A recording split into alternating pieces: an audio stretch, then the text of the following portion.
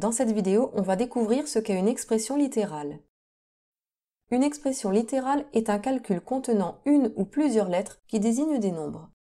Par exemple, le périmètre d'un carré de côté C est donné par la formule 4 fois C.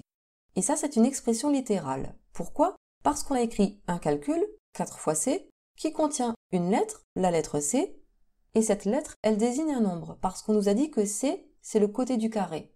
C'est-à-dire que c'est par exemple 3 cm, 5 cm, etc. On a un calcul qui contient une lettre, c'est une expression littérale. De même, l'aire d'un rectangle, grand L fois petit l, c'est une expression littérale, puisqu'elle contient des lettres. On en vient à une définition très importante.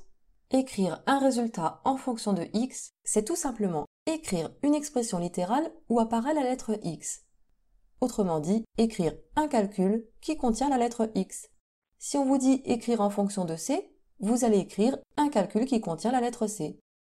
On va voir des exemples et vous allez voir qu'il ne faut pas avoir peur des lettres, c'est pas si compliqué quand on réfléchit bien.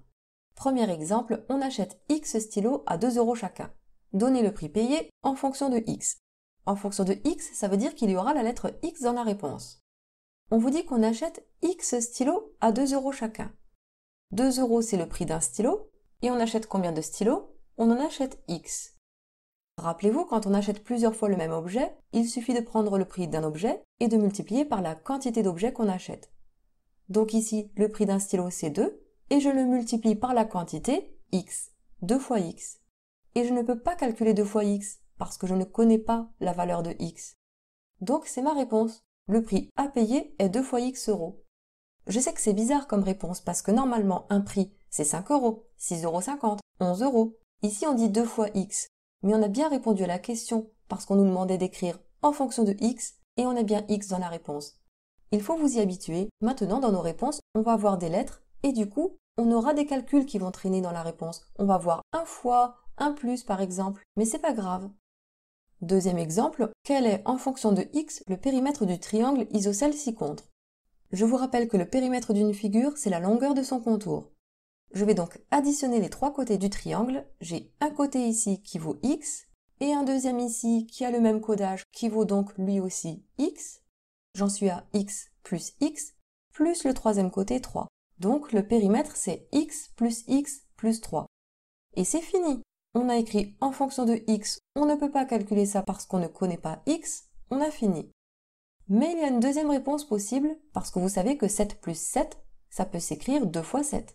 Donc ici, au lieu d'écrire x plus x, j'aurais pu écrire tout simplement 2 fois x. Et je n'oublie pas le plus 3 derrière. J'ai donc deux réponses possibles, les deux sont bonnes.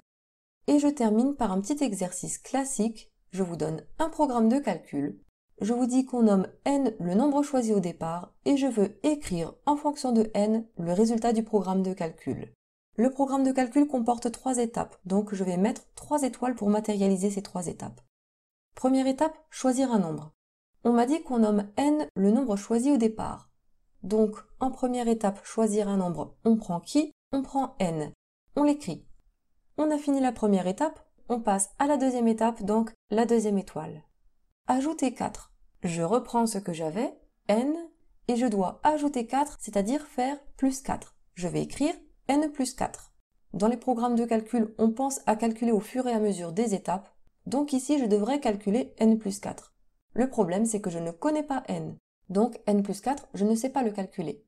Mais c'est pas grave, parce qu'on m'a dit d'écrire en fonction de n. Donc je m'arrête là et je passe à l'étape suivante. Multiplier le résultat par 3. Je vais donc reprendre le résultat d'avant, n plus 4, je le recopie, et je dois multiplier par 3. Je mets fois 3. Sauf que si j'écris ça, c'est faux. Parce qu'ici, seulement 4 est multiplié par 3. Rappelez-vous, on commence par faire les multiplications avant les additions. Pour dire que je voulais que ce soit tout le résultat n plus 4 qu'on multiplie par 3, il fallait que je mette mon résultat entre parenthèses. Pensez-y, dans un programme de calcul, pour être sûr de ne pas vous tromper, mettez l'étape précédente entre parenthèses. Et j'ai fini le programme de calcul, je vais alors conclure, donc le résultat est n plus 4 entre parenthèses fois 3.